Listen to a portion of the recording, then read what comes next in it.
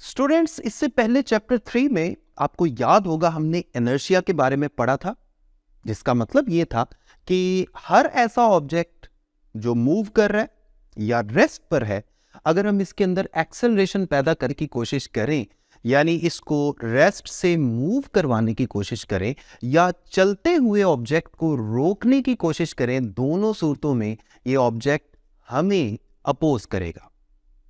इसी अपोजिशन की वजह से तो चलती गाड़ी में जब हम ब्रेक लगाते हैं तो सारे लोग आगे की तरफ झटका खाते हैं, क्योंकि चलती गाड़ी में जितने भी ऑब्जेक्ट्स हैं सबका कोई ना कोई इनर्शिया है और सबकी यही कोशिश है कि ये उसी डायरेक्शन में मूव करते रहें जिस डायरेक्शन में ये ब्रेक लगने से पहले मूव कर रहे थे। ये किस वजह से था?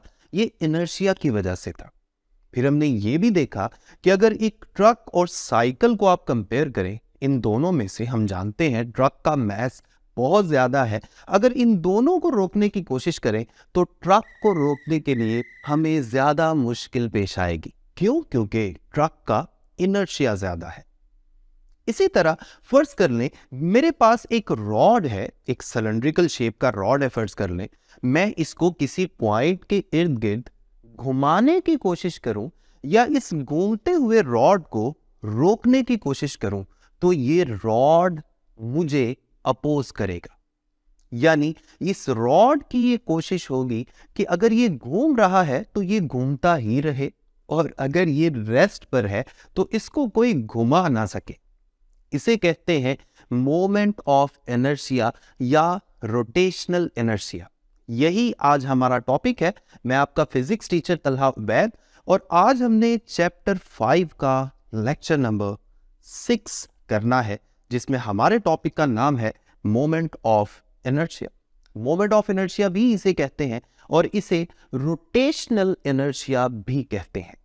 आप यूं समझ लें कि जो इनर्शिया के बारे में हमने लीनियर मोशन में यानी चैप्टर 3 में पढ़ा था, सेम वही सारा कुछ अगर हम एंगुलर मोशन में डिस्क्राइब करना शुरू कर दें तो इसे हम बोलेंगे मोमेंट ऑफ इनर्शिया। तो मैं मोमेंट ऑफ इनर्शिया को सबसे पहले डिफाइन कर देता हूं एक आसान सी टेक्निकल सी डेफिनेशन से, और बाद में हम थोड़ी सी डेरिवेशन करेंगे और इसके लिए एक छोटा सा फॉर्मूला बनाएंगे। मोमेंट ऑफ इनर्शिया को हम इस तरह से डिफाइन कर सकते हैं that it is opposition to any change in the state of rest और ऑफ यूनिफॉर्म एंगुलर मोशन। यानी हर बॉडी जिसको हम घुमाने की कोशिश करें या फर्ज कर ले वो पहले से ही घूम रहा है, अगर हम उसकी एंगुलर वेलोसिटी में तब्दीली करने की कोशिश करेंगे तो वो ऑब्जेक्ट हमें अपोज करेगा। This opposition is called moment of inertia. ये जो मोमेंट का वर्ड है ना, आपने ये वर्ड पहले भी सुना था चैप्टर नंबर 2 में, जिसमें हमने पढ़ा था मोमेंट ऑफ फोर्स यानी टॉर्क के बारे में। मोमेंट के वर्ड को हम हर ऐसी जगह यूज कर सकते हैं जहां एंगुलर मोशन का जिक्र है। जैसे अगर फोर्स का एंगुलर मोशन में अगर असर डिस्कस करना है तो उसके लिए हम वर्ड यूज करते हैं मोमेंट ऑफ फोर्स यानी टॉर्क। इसी तरह जो काम इनर्शिया लीनियर मोशन में कर रहा है, यानी मास का जो रोल लीनियर मोशन में है जिसे हम इनर्शिया कहते हैं, अगर उसी तरह का रोल एंगुलर मोशन में आएगा यानी घूमने वाली मोशन में आएगा तो इसके लिए हम वर्ड यूज करेंगे मोमेंट ऑफ इनर्शिया।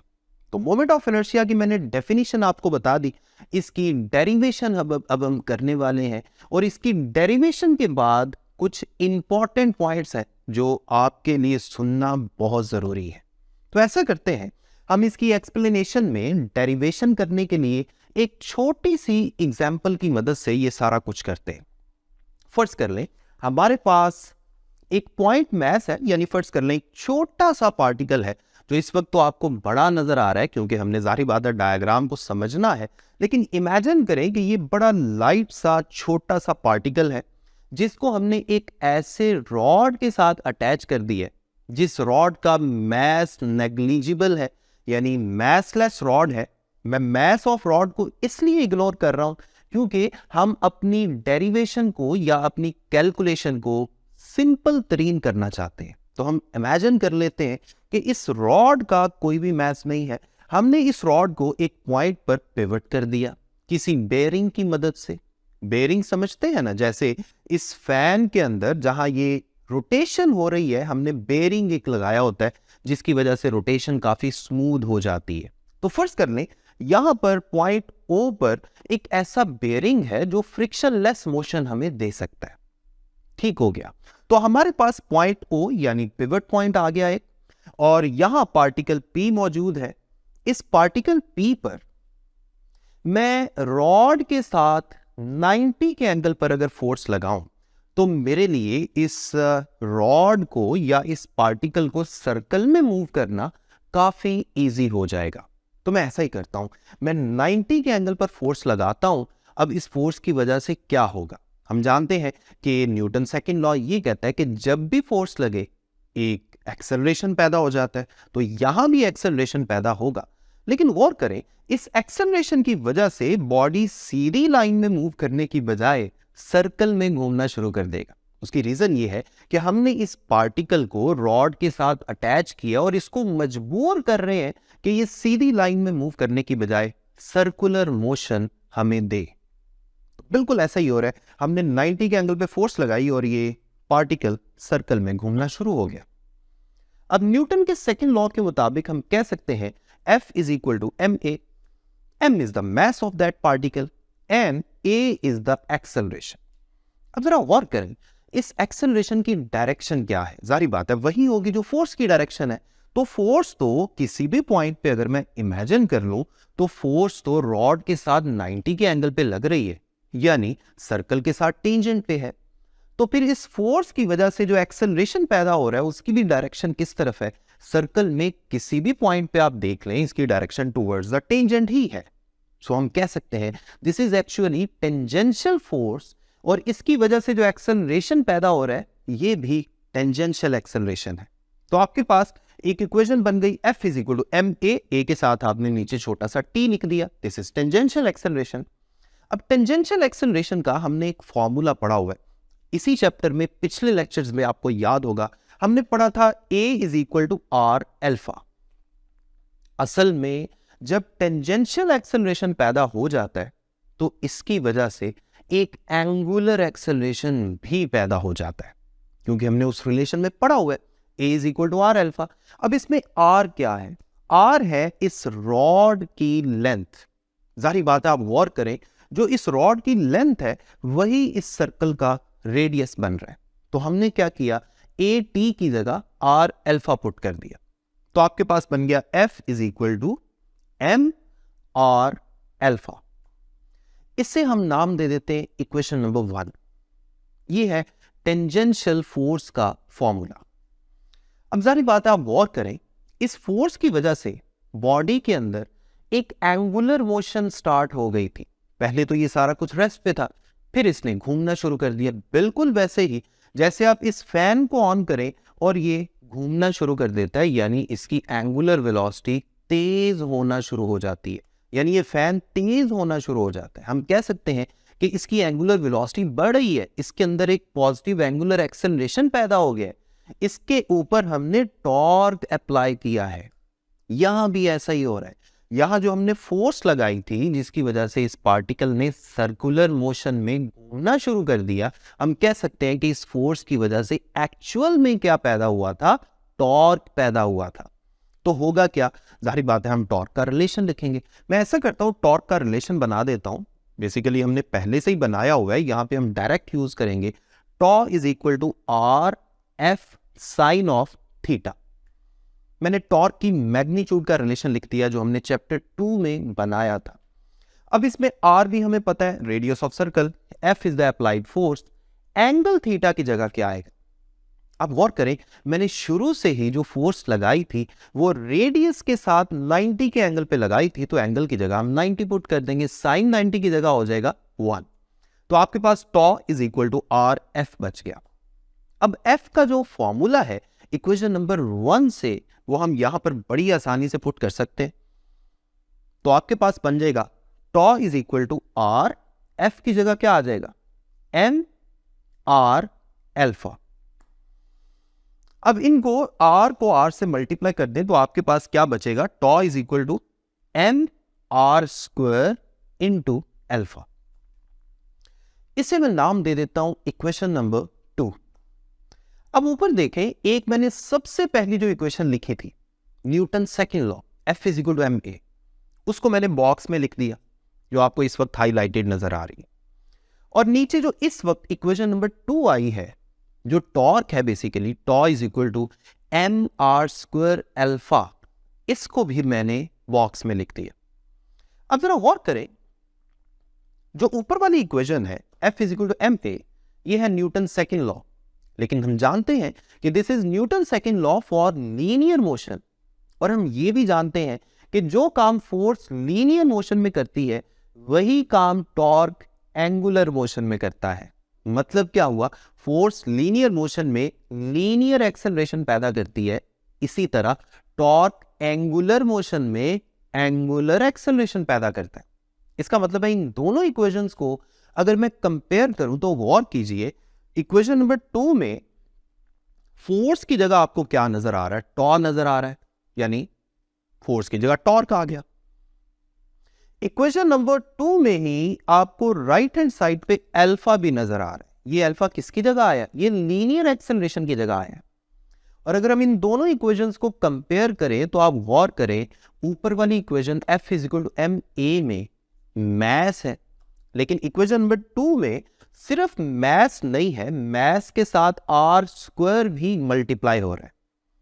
यानी हम कह सकते हैं कि अगर f की जगह टॉ आ गया, लीनियर एक्सेलरेशन की जगह एंगुलर एक्सेलरेशन आ गया, तो फिर m की जगह क्या आया होगा, एम आर स्क्वायर। इससे पहले लेक्चर के स्टार्ट में मैं आपको बता चुका हूं कि लीनियर मोशन में जो इनर्शिया होता है उसका ताल्लुक मैस के साथ होता है, यानी मैस लीनियर मोशन में लीनियर इनर्शिया के लिए रिस्पॉन्सिबल है। इसी तरह इस इक्वेशन नंबर 2 में एम आर स्क्वायर सेम वही काम कर रहा है जो मैस यानी m लीनियर मोशन में करता है। और लीनियर मोशन में मैस का ताल्लुक किसके साथ है, इनर्शिया के साथ। तो फिर यहां पर एम आर स्क्वायर का ताल्लुक किसके साथ होना चाहिए, सोच के बताएं। बिल्कुल सही सोचा, मोमेंट ऑफ इनर्शिया के साथ। इसका मतलब है इस इक्वेशन नंबर 2 में एम आर स्क्वायर यानी एंगुलर एक्सेलरेशन का जो कोफिशिएंट है, this is actually moment of inertia.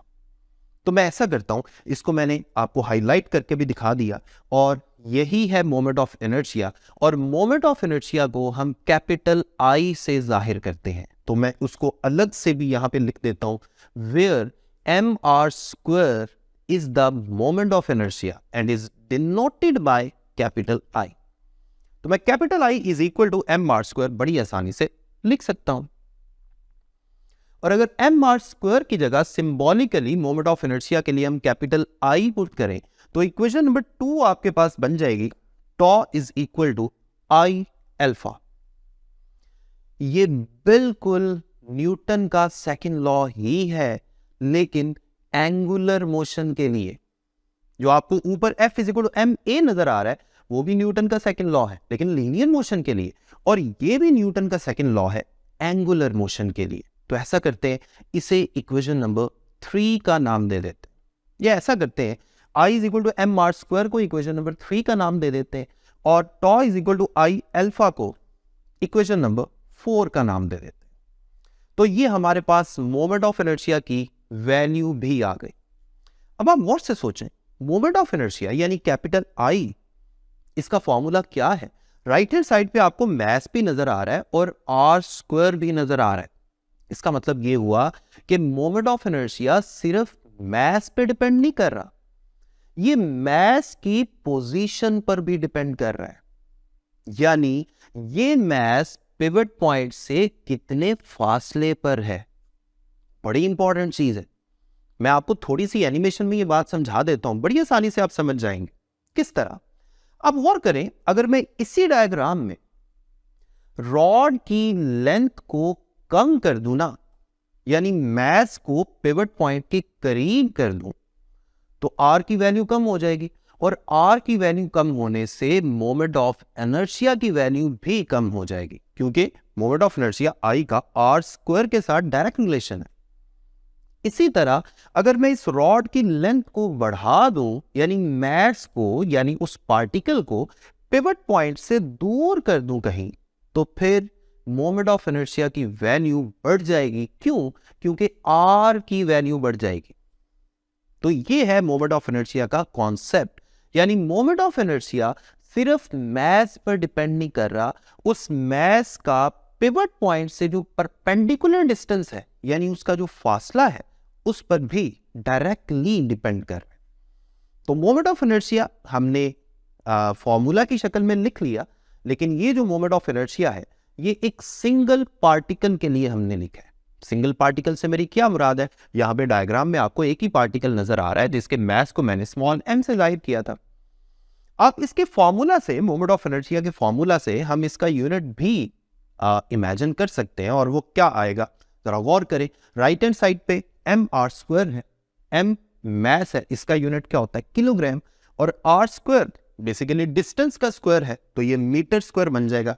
सो हम कह सकते हैं कि मोमेंट ऑफ इनर्शिया का यूनिट बनेगा किलोग्राम मीटर स्क्वायर। अब ये तो moment of inertia single particle का आ गया। अब हम ये चाहते हैं कि हमें मोमेंट ऑफ इनर्शिया एक पूरी रिजिड बॉडी का भी पता चले। उसके लिए हमें डायग्राम में काफी ज्यादा तब्दीली करनी पड़ेगी। ऐसा करते हैं, हम एक रिजिड बॉडी कंसिडर कर लेते हैं। आपको याद होगा मैंने टॉर्क वाले टॉपिक में चैप्टर 2 में भी एक रिजिड बॉडी कंसिडर की थी, एक वुड के फ्रेम की शक्ल में। तो यहां भी एक वुड का फर्ज कर लेंगे, इररेगुलर शेप का एक फ्रेम है जिसको मैंने दीवार के साथ किसी कीन यानी नेल की मदद से किसी पॉइंट O पर पिवट कर दिया। यानी ये जो ऑब्जेक्ट है ये पॉइंट O के इर्द गिर्द घूमने के काबिल है। लेकिन इसमें एक और चीज हमने कंसीडर करनी है, और वो ये कि ये जो ऑब्जेक्ट है, जो आपको एक वुड का फ्रेम नजर आ रहा है, ये इररेगुलर शेप का है। एक तो इररेगुलर शेप आपको इस तरह से नजर आ रही है, इसके किनारों से एक इररेगुलर इसकी थिकनेस भी है, यानी किसी जगह ये ज्यादा थिन है और किसी जगह ये ज्यादा थिक है। सो हम कह सकते हैं कि इसमें जो मास है वो यूनिफॉर्मली डिस्ट्रीब्यूटेड नहीं है, वो नॉन यूनिफॉर्मली डिस्ट्रीब्यूटेड है, यानी किसी जगह वुड थिक है और किसी जगह थिन है। हम ऐसा करते हैं, इमेजिन करते हैं कि ये जो वुडन फ्रेम है ये छोटे छोटे पार्टिकल से मिलकर बना है। मैं इसको n number of small infinitesimally small particles की शक्ल में इमेजिन कर लेता हूं। यानी फर्ज कर लें, मैं कंसिडर करता हूं जी यहां पर एक पार्टिकल है m1 जिसका सेंटर यानी O से डिस्टेंस है r1। इसी तरह वहां पे एक दूसरा पार्टिकल है m2, उसका सेंटर से डिस्टेंस है r2। यहां एक तीसरा पार्टिकल है m3, उसका सेंटर से डिस्टेंस है r3। चलते चलते आखिरी जो पार्टिकल है जिससे मिलकर ये पूरा फ्रेम बना है, उसका जो आखिरी पार्टिकल है फर्ज कर लें वो mn है, उसका मास mn है, और उसका सेंटर से जो डिस्टेंस है दैट इज rn। अब इमेजिन करें कि मैं इस पूरे रिजिड बॉडी पर एक टेंजेंशियल फोर्स लगाता हूं जिसकी वजह से ये पूरा रिजिड बॉडी घूमना शुरू कर देता है, यानी इस पूरे रिजिड बॉडी पे एक टॉर्क पैदा हो जाता है, और उस टॉर्क को मैं टॉ से जाहिर कर देता हूं। अब जाहिर बात है जब ये रिजिड बॉडी घूमेगा, शुरू में ये रेस्ट पे था, हमने इसके अंदर एंगुलर एक्सेलरेशन पैदा किया, यानी इस पे फोर्स लगाई जिसकी वजह से टॉर्क पैदा हुआ, जिसकी वजह से एंगुलर एक्सेलरेशन अल्फा पैदा हो गया। क्लियर? अब इमेजिन करें ये सारा रिजिड बॉडी इकट्ठा घूम रहा है, और ये अंदर जितने भी पार्टिकल्स हमने कंसिडर किए थे ये भी रिजिड बॉडी के साथ साथ घूमने के लिए मजबूर है, क्योंकि ये उसी रिजिड बॉडी का हिस्सा है। रिजिड बॉडी की तो डेफिनेशन ही ये है कि जिसमें सारे पार्टिकल्स एक दूसरे के साथ टाइटली बाउंड होते हैं, और आप रिजिड बॉडी की शेप को चेंज नहीं कर सकते फोर्स लगाने के बाद भी। सो हम कह सकते हैं कि इन सारे पार्टिकल्स की जो एंगुलर मोशन है वो बिल्कुल एक जैसी होगी। आपको याद होगा पिछले लेक्चर्स में भी मैं आपको बता के आया हूं कि रिजिड बॉडी के केस में जितने भी पार्टिकल्स हैं ये सारे सेम एंगुलर डिस्प्लेसमेंट यानी थीटा कवर करेंगे, सेम एंगुलर वेलोसिटी से घूमेंगे, और अगर इनके अंदर एंगुलर एक्सेलरेशन पैदा होगा तो वो भी बिल्कुल सेम पैदा होगा। यानी मैं कह सकता हूं, सामने मैं ब्रैकेट में अभी मेंशन कर देता हूं कि अगर पार्टिकल m1 में एंगुलर एक्सेलरेशन अल्फा 1 पैदा हुआ है, पार्टिकल 2 में अल्फा 2 पैदा हुआ है, पार्टिकल 3 में अल्फा 3 पैदा हुआ है, पार्टिकल n में अल्फा n पैदा हुआ है, तो ये सारे एंगुलर एक्सेलरेशन बिल्कुल सेम है, और ये उतना ही एंगुलर एक्सेलरेशन है जो इस पूरी रिजिड बॉडी में पैदा हुआ है। तो मैं बॉक्स में सामने लिख देता हूं, alpha 1 is equal to alpha 2 is equal to alpha 3 up to is equal to alpha n, और ये सारे किसके इक्वल है? रिजिड बॉडी के एंगुलर एक्सेलरेशन के इक्वल है, यानी अल्फा के इक्वल है। अब ऐसा करते हैं, पूरी रिजिड बॉडी पे जो टॉर्क आपने अप्लाई किया है उसको मैं टॉ से जाहिर कर देता हूं। टॉ इज इक्वल टू टॉ 1, टॉ 1 से क्या मुराद है? जो पार्टिकल m1 पे टॉर्क पैदा हुआ, प्लस टॉ 2, ये किस पे है? जो पार्टिकल m2 पे पैदा हुआ, up to plus tau 3 plus up to tau n। अब इन सारे टॉर्क्स पे जो राइट हैंड साइड पे आपको टॉ 1, टॉ 2, टॉ 3 नजर आ रहा है, इनमें वो जो इक्वेशन नंबर 2 थी ना, जो आप देख रहे हैं, टॉर्क वाली इक्वेशन जो हमारे पास आई थी, एम आर स्क्वायर अल्फा, वो वाली इक्वेशन के मुताबिक मैं यहां पर वैल्यूज लिख लेता हूं। किस तरह? आप बड़ी आसानी से लिख सकते हैं। कैसे? देखिए, टॉ 1 की जगह मैं नीचे लिख देता हूं m1 r1 का स्क्वायर अल्फा 1। इसी तरह टॉ 2 की जगह लिखूंगा m2 r2 स्क्वायर अल्फा 2। इसी तरह टॉ 3 के नीचे हम लिखेंगे m3 r3 का स्क्वायर इंटू अल्फा 3। इसी तरह चलते चलते आखिरी टर्म में हम लिख सकते हैं mn rn का स्क्वायर इंटू अल्फा n। और अभी थोड़ी देर पहले मैं आपको बता के आया हूं कि alpha 1, alpha 2, alpha 3, alpha n तो सेम है और ये अल्फा के इक्वल है। तो फिर अगले स्टेप में हम इनकी जगह अल्फा लिख लेते हैं, और जब अल्फा लिखेंगे तो अल्फा को मैं कॉमन निकाल सकता हूं। जब अल्फा कॉमन आ जाएगा तो आपके पास उस तरफ से ब्रैकेट के अंदर क्या बच जाएगा? m1 r1 का स्क्वायर प्लस m2 r2 का स्क्वायर प्लस m3 r3 का square up to mn rn का स्क्वायर। अब देखिए, इक्वेशन थोड़ी सी सिंप्लीफाई हो गई है। अब मैं इसको थोड़ा मजीद सिंप्लीफाई करता हूं इस तरह से। अब गौर करें, m1 r1 square, m2 r2 square, इन सब में सबस्क्रिप्ट में आप गौर करें, या तो 1 लिखा हुआ है, दूसरी टर्म में सबस्क्रिप्ट में 2 लिखा हुआ है, तीसरी टर्म में सबस्क्रिप्ट में 3 लिखा हुआ है, अप टू सो ऑन। तो हम इन सारी टर्म्स का जो सम है उसको सिग्मा यानी समेशन की शक्ल में लिख लेते हैं। तो मेरे पास अगली इक्वेशन बन जाएगी, tau is equal to, bracket के अंदर जो कुछ भी लिखा है इसमें सिग्मा लिखा, सिग्मा के आगे हमने 1 1 2 2 3 3 की जगह हम आई यूज कर लेते हैं, ये बन जाएगा एम आई, सबस्क्रिप्ट में आई लिख दिया, आर आई का स्क्वायर, और सिग्मा के नीचे आई की वैल्यू को डिफाइन कर दें, that I is equal to 1 और ऊपर n। इसका मतलब क्या है कि आई की वैल्यू 1 से लेकर n तक जा रही है, ये हम पहले भी यूज कर चुके हैं। अब इक्वेशन बड़ी ही सोफिस्टिकेटेड फॉर्म में हमने लिख दी। अब मुझे गौर से सोच के बताएं, देख के बताएं कि ये जो सिग्मा के साथ जो कुछ भी लिखा हुआ है, ये जो स्मॉल ब्रैकेट्स के अंदर sigma m i r i square i is equal to 1 to n, ये सारा कुछ जो लिखा हुआ है, ये बेसिकली क्या है? ये है इस पूरी रिजिड बॉडी का टोटल मोमेंट ऑफ इनर्शिया, यानी rotational inertia of this rigid body. So मैं लिख सकता हूं, रोटेशनल इनर्शिया या moment of inertia of this rigid body is actually, उसको भी मैं कैपिटल आई से ही जाहिर कर देता हूं। Capital I is equal to sigma, नीचे i is equal to 1 to n, और एम आई आर आई का स्क्वायर। और अगेन दोबारा मैं इस सिग्मा की जगह उस ऊपर वाली इक्वेशन में कैपिटल आई यानी मोमेंट ऑफ इनर्शिया यूज कर सकता हूं। तो मेरे पास टॉर्क का सेम वही फॉर्मूला आ गया, tau is equal to I alpha, और ये बिल्कुल वही है जो हमने सिंगल पार्टिकल के लिए टॉर्क का फॉर्मूला बनाया था, tau is equal to I alpha.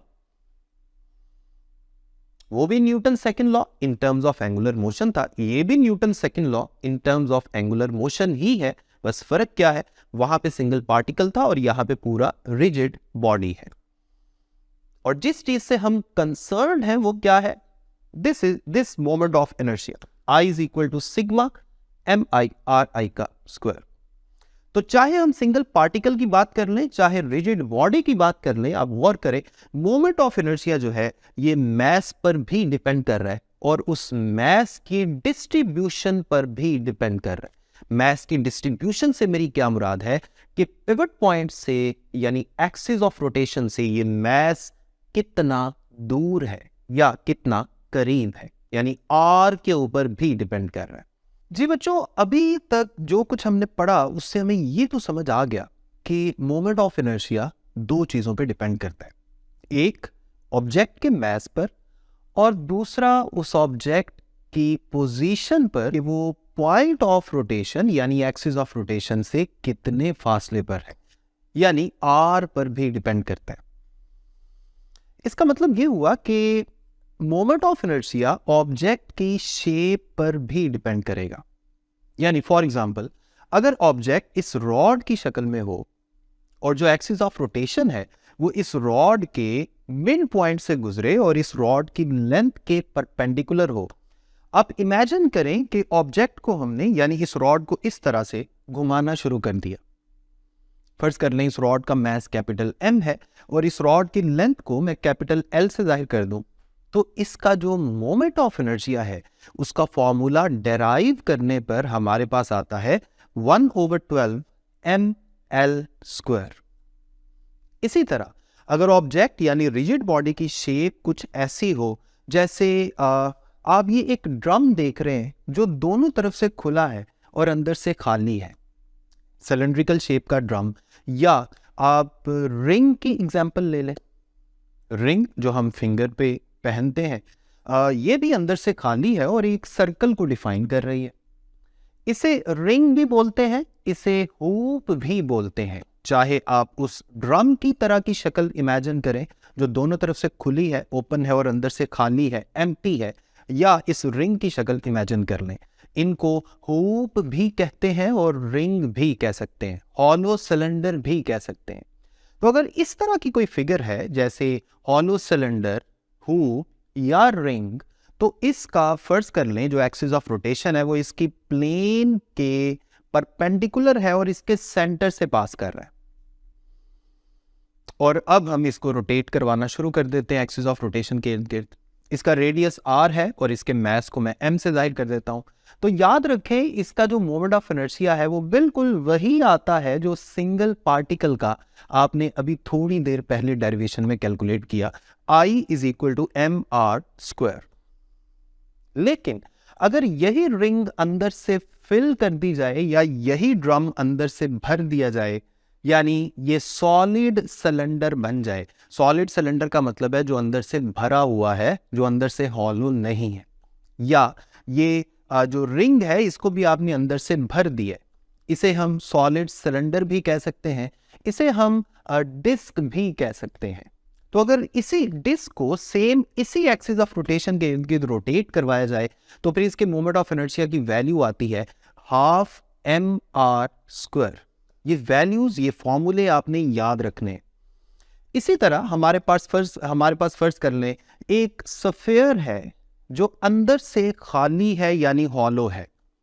अब जिस सफेयर की मैं अभी बात करने वाला हूं ये बुक में इसका जिक्र नहीं है, लेकिन मैं आपको एडिशनल एक फॉर्मूला बता रहा हूं आपकी इंफॉर्मेशन के लिए। अंदर से खाली है, फर्ज कर लें फुटबॉल है, फुटबॉल में भी अंदर मास तो नहीं होता हवा के अलावा, तो फर्ज कर लें ऐसा ही कोई हॉलो सफेयर है जिसका रेडियस r है, जिसका मास m है। अगर इस सफेयर को इसके डायामीटर से गुजरने वाले एक्सिस के इर्द गिर्द रोटेट करवाया जाए तो फिर इसके मोमेंट ऑफ इनर्शिया की वैल्यू आती है 2/3 mr²। इसी तरह अगर यही सफेयर अंदर से भरा हो यानी सॉलिड सफेयर हो तो फिर इसके मोमेंट ऑफ इनर्शिया की वैल्यू बन जाती है 2/5 mr²। आपने इन सारे फॉर्मूलों से एक बात तो देख ली कि मोमेंट ऑफ इनर्शिया मास पर भी डिपेंड कर रहा है और डिस्टेंस के स्क्वायर पर भी डिपेंड कर रहा है। बस यही चीज़ आपने याद रखनी है। उम्मीद करता हूँ आपको आज के लेक्चर की बहुत अच्छी समझ आ गई होगी। अगले लेक्चर तक अपना ख्याल रखें, मुझे अपनी दुआ में याद रखें। अल्लाह हाफ़िज़।